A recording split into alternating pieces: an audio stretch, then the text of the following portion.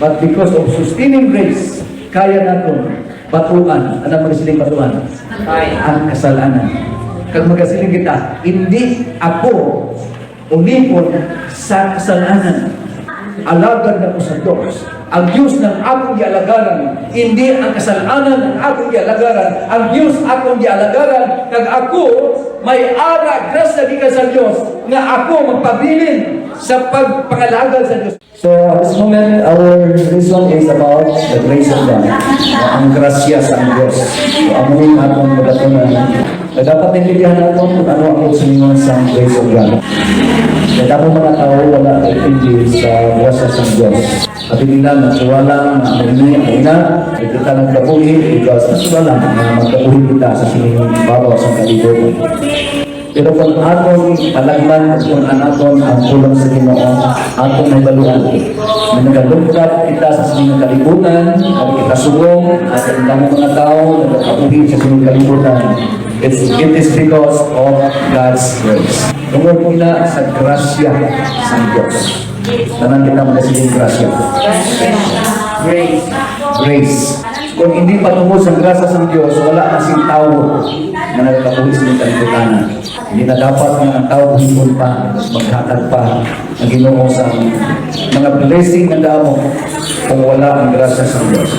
Ito na atong isipon, ang tao, dili ang layan, kabuhion, tungkol sa iyang nature na magkasasala. So, isbutan natin karon ang itawag apat na klase ng gugma. Gugma-grasya. Okay? In Ephesians chapter 2, verse 8 and 9, klaro na gisgot about sa klase ng gugma. Grasya. One kind of grace is found in Ephesians chapter 2, verse 8 and 9. Ano ang isiling dira? May bilya ka mo? Episo. Now, Diyos also kagloy. Okay? Isiling dira? Tungkol sa dako kakaayo sa Diyos, magkaayo, siya sa Diyos. Okay? Ilong doon yung nalagay doon. Pero kung ko pagbasa verse 8, tungkol sa dako kakaayo sa Diyos, naluwas ka mo paagi sa pagtuo. Hindi ini paagi sa inyo nahimo, kundi bugay ini sang Diyos. Wala sa inyo sa may makapabugal sini, kay hindi ini bunga sa inyo kaugalingon na mga paninguha. May bulong sa Ginoo. So, ilong ko isipin kaayo. Actually, ang pwede rin na butslingon ang grasya siya pagputang na maayo na alat sa kasitasin sa Diyos. So, ang kaayo, no, isa lang ina sa grasya sa Diyos. So, number one, na grace of God. Amo na yung gitawag common. Ano kasi yung common? Ano na yung common grace? Common na tanan makabe. So, sa diraga ang tao nakasala. Siya ang nagsikat kasala ka. Ang tanan mga kaliwat na kag-iba, makasasala na. Nakasala na daw kag-iba. So, nga ang nagbuhi pa siya. Nga nga wala sila patay sa Diyos. Nga ang nagalungkad sa karon. Kabisan ng mga taong kilala. Ang taong wala nagkilala sa Diyos. Wala nagatuo sa Diyos. Nga hanggang mo sila karon nag-excess. Wala lang sila patay sa Diyos. Ang mga isang katawag kasi dito. Ako patay Diyos. Wala na si malaking na tao. Tungkol kay isa-isahon mo sila patay. Dahil sila lang naghatag sa kalainan sa kalibutan. Isa-isahon mo lang sila patay.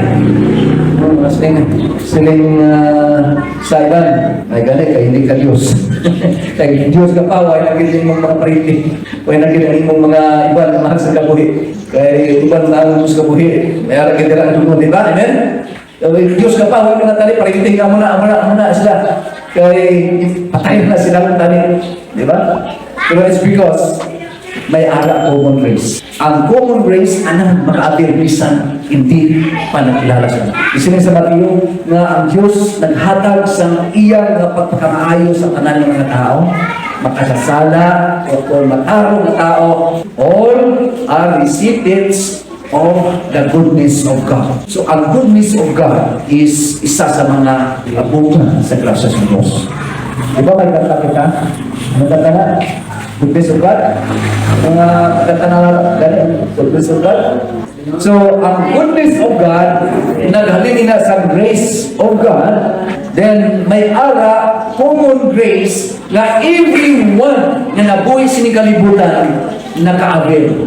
Number 2, amo nang gitawag nga saving grace. So ang saving grace naghalin sa gugma sa Dios, amo nang aktibo ang gugma sa Dios tungod sa common grace, tungod sa kadua saving grace. So ang saving grace amo tong Ephesians nga tumibasa kanina nga naluwas kita tungod sa grasya sa Dios kag hindi na tungod sa aton pagkamaayo. Hindi tungod kay maayo kita kaya kaabot kita sa kaluwasan. Magkasasala kita sa panulog sa Dios, wala sing isang isa nga hindi makasasala. Ano? Kasala. Kasi ang sala hindumtan sa Diyos. Hindumtan sa Diyos ang sala.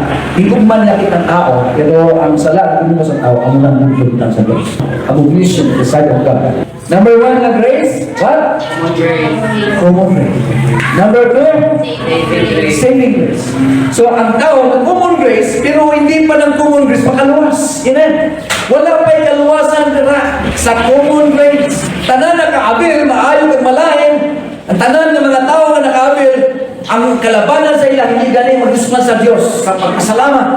Hindi gani makahatag sa Diyos ang pagdaya. Iba nga hindi nakarecognize sa grasya sa Diyos, kaayo sa Diyos. Tama ba?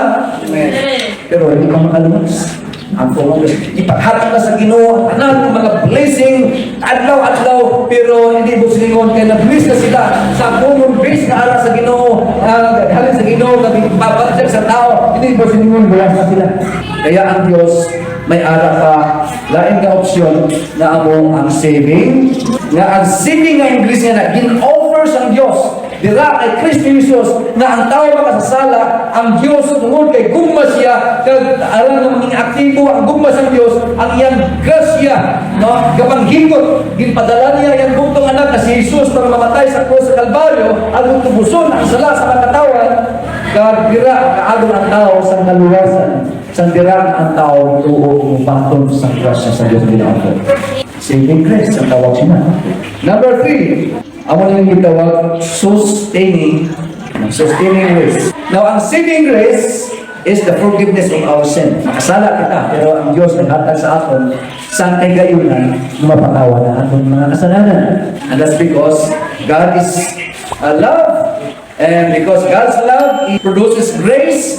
No, He gives us the common grace so that we can know that God is good. And we can give Him praises and thanks. Then, number 2, saving grace. So, we are sinners and God provides the forgiveness through our Lord Jesus Christ so that we can be forgiven of our sins. Amo na ang saving grace. Number 3, amo na yung sustaining grace. Sustaining. Tanang mo kasi yung sustaining. So, ano yung sustaining grace? Ang sustaining grace, amo ni ang maghatag sa kada isa na napatawad na ang ilang kasalanan nga tagaan sila sa gahom. Anong kasi yung gahom? Power. Tagaan sila sa gahom o power in order na mahimo nila ang pagkinabuhi sa pagpakigbato sa kasalanan. Amen. So by God's sustaining grace, you have the power, ano magsiling power? May ara kita kusog, may ara kita gahong, na pwede naton nga aton labanan, aton kontrahon, aton nga batuan ang kasalanan. Kaya naton batuan ang kasalanan by God's sustaining grace. Amen. Kung ang tao walay sustaining grace na yara sa iya, na nadawat sa siya, nagatuo sa atong Diyos sa Kristo, hindi niya kaya patuan ang kasalanan. Ulipon siya sa kasalanan. Tama ba? Ang tao ulipon, tanang maris ng ulipon. Ulipon. Anong gusto mo sa ulipon? Alipin. Ha? Alipin. Alipin sa Tagalog. Ano po, ano na? Ulipon Japon? Si Buhano abi ang ulipon pa lang po. Sinong ano na? Nakakatama. Sinong alipin. Kita alipin sa kasalanan. Intindihan niyo? Pero sa dira na nagatuo kita sa atong Ginoo Hesus Kristo because of His saving grace na gina-offer, no? Nag-offer ang Diyos ang saving grace sa dira na inang saving grace atong naagong naaguman, atong gintuuhan, atong ginbaton na luwas kita gikan sa pagkaulipon sa kasalanan. Amen? Pareho ina sa isa ka tawo nga napriso. Ang isa ka tawo nga napriso, ulipon siya dira sunod sa bilangguan. Kung ano ang mga patakaran dira sa sunod sa bilangguan, iyan ang pagasundon kay ulipon siya sa bilangguan.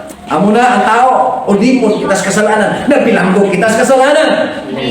But because of God's grace, hindi because we are righteous, we are good people, tungkol sa grace of God, sa saving grace of God, ginapagwa kita gikan sa pirisuhan. Giluwas kita gikan sa bilangguan. Para hindi na kita mahimo ulipon sa bilangguan, kundi mahimo kita gawas doon gikan sa pagkaulipon sa bilangguan. Amen. Because of the saving grace of God. Amen? Sa dira na nakagawa ka na, gikan sa bilangguan sa kasalanan, wala na'y katungod sa imo ang mga rules and regulation o ang pagkaulip na dira sa bilangguan. Gawasan ka na, free ka na. Amen. Luwas ka na. Luwas na ka. Because of God's grace. In other words, ang ato na priso tatungod sa kasalanan, napardon na. Tapos naman sa pardon.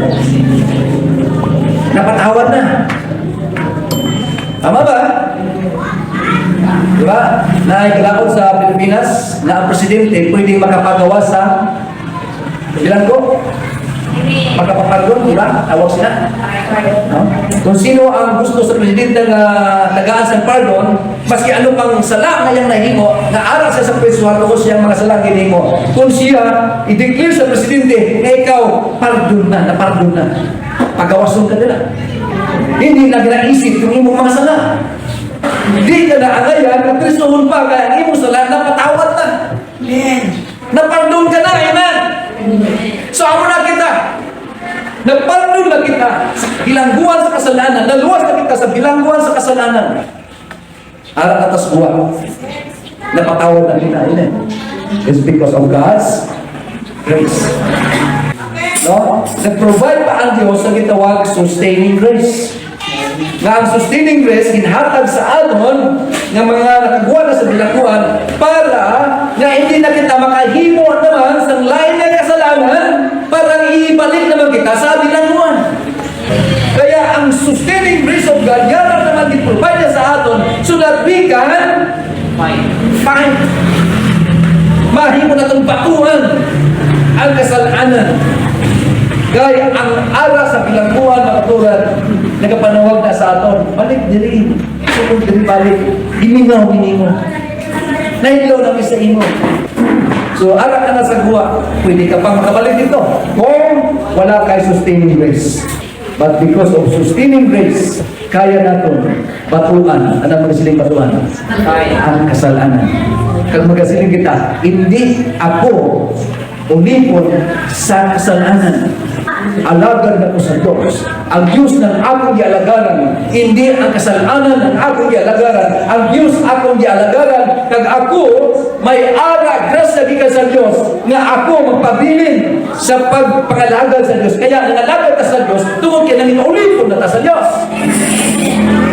Ang napriso, no, sa prisuhan, ulipon sa kasalanan. Tungkol sa kasalanan na himo niya na priso siya sa kasulod sa mga patakaran o ahas sa prisuhan. Ipagawas na dito, magpatulan. Pero ang di po silingon, ang kanang mga napriso na nakagawa, hindi na sila pwede makasala. Kamu mga priso, balik-balik sa prisuhan. Tama ba? No? Literally, balik sila, kaya wala sila sustaining grace. Pero para sa atin, spiritually, because we are talking about spiritual freedom, spiritual salvation, no? We are together. Then, para sa atin, na nakagawa na gikan sa bilangguan sa kasalanan, may araw kita freedom, araw sa guwa, pero by God's grace, sustaining grace, kaya natin ikinabuhi ang kinabuhi nga gapangalagad sa Ginoo. Amen? Wala kita pardon sa atong kasalanan para wala na himo. Amen? Ang isa ka presidente, halimbawa sa Pilipinas, gipardon sa katao para magbuwa sa prisuhan, hindi mo siningon, wala siya pag-imuon, samtang aras siya sa buwa sa prisuhan. Amen? Gipagbuwa siya para mapuslan siya sa gobyerno. Nga magbago magtarong pa siya, kag magkinabuhi siya, kag mahimong magmaayo pa yung kinabuhi, kag magamit pa siya sa mga kinahanglanon nga kung ano kinahanglan sa gobyerno. Amen ba? Amo na kita, amen. Ipagawas kita sa prisuhan sa kasalanan para magkinabuhi sa araw na kinabuhi para mapuslan kita sa Ginoo. Amen. Kaya nangalagad na Ginoo. Kaya ang ito ang atong amo na basta hindi ka sa stanas. And it's because of the grace of God. Ano number 1? Common grace. Common grace. Number 2? Saving grace. Number 3? Saving grace.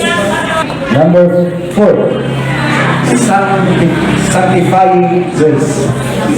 Sanctifying. Tanangin ako sila yung sanctifying. Ano yung sanctifying grace? Sanctifying grace meaning a grace that can transform us. Saving grace, common grace is the goodness of God. Saving grace is forgiveness.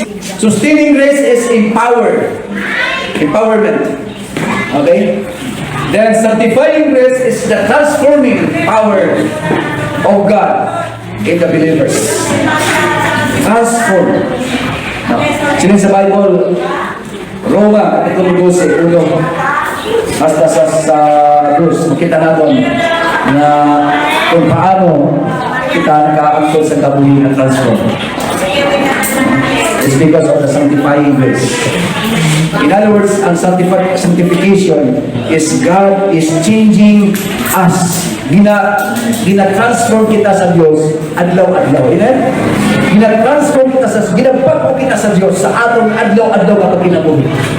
Pinaagi sa giya sa Ginoo sa iyong mga pulong. Pinaagi sa mga pagturunan na pinatuto sa Diyos kung ano ang dapat atong himuon, ano ang dapat atong sundon, sa dira na atong gisunod ang kabubuton sa Diyos, ang iyang mga pulong na nagiya sa aton sa adlaw-adlaw gabi na kita nang kinabuhis ng kalibutan na nag-work out ang gitawag sanctifying grace. Gamit sa Diyos ang simbahan, gamit sa Diyos ang iyang mga pulong, gamit sa Diyos yung mga laging pastor, evangelist, teachers, gamit sa Diyos ang ato ibang mga kauturan na nag-encourage sa aton dira sa alagad sa Ginoo o whatever na bagay na nahimong nagbago sa atong kinabuhi, bisan trials, pamaagi na sa Diyos nga kita gitagaan sa gitawag sanctifying grace. Diba na ba mo nga ang mga trials na makapos kinabuhi sa tao? Circumstances can change life. No? The Word of God can change life. Amen? The church can change life.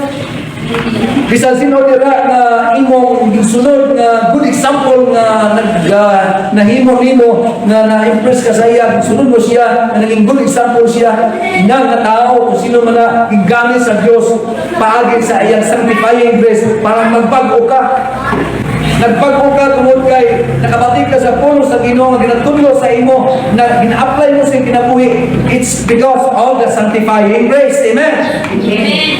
No? Ang sanctifying grace damo ng mga gigamit sa Ginoo nga instruments para magbago ang kinabuhi sa tao. Kag ina dito na nabutang sa gitawag sanctifying grace. Okay? Ilaga grace? Apa? Ano naman nila, ha? Amen. Ang common grace na bala natin na intended for all people. And that's the goodness of God. Number 2, saving grace. Ang tao makasasala. Inhatag sa Diyos ang iyang saving grace. Kapag na saving grace, may condition. Amen. May condition. So, kung makikita na common grace, daw walay condition. It's up to the people kung mag-respond sila sa kayo sa Ginoo na ipakita sa ila. Salamat pa sa Ginoo, nalaga sa Ginoo, magpasinuro sa Ginoo na magkay kapatong sila sa common grace o kaayo sa Ginoo silang ginabuhi. Pero ang saving grace, hindi tanan. Hindi tanan makapatong sa saving grace. Sino lang makapatong sa saving grace? And there is a condition. So ang pagtuo, mga katuran, nasakop na sa common grace. Hello? Ay, kung alam na kayo. It's because of God's goodness, God's grace, God's love. So gitagaan ang tao sa oportunidad. So ang opportunity ang unang gift na ginhatag sa tao na ang tao makaagol sa gitawag na understanding, makaintindi siya, kung maghanap siya, kag sa tirakan hangpan niya, is because of the common grace, ano siya sa tayang nga nakatulog sa gospel sa mga Ginoo, kag dira nakatuo siya, so atong pagtuo niya, hindi ito nga ginhatag sa Dios sa iya. It's because of his decision to believe. Then, nagtuo na siya, kaya nakabati siya, nakaintindi sa gospel, then makaagong siya sa kaluwasan. Tungod kay iyan intindihan ang saving grace. So, muna ang kusilingon sa condition sa saving grace. Okay? Now, hindi tanan, number 2, number 3, ano? Saving grace. Hindi tanan nakaagong sa sustaining grace.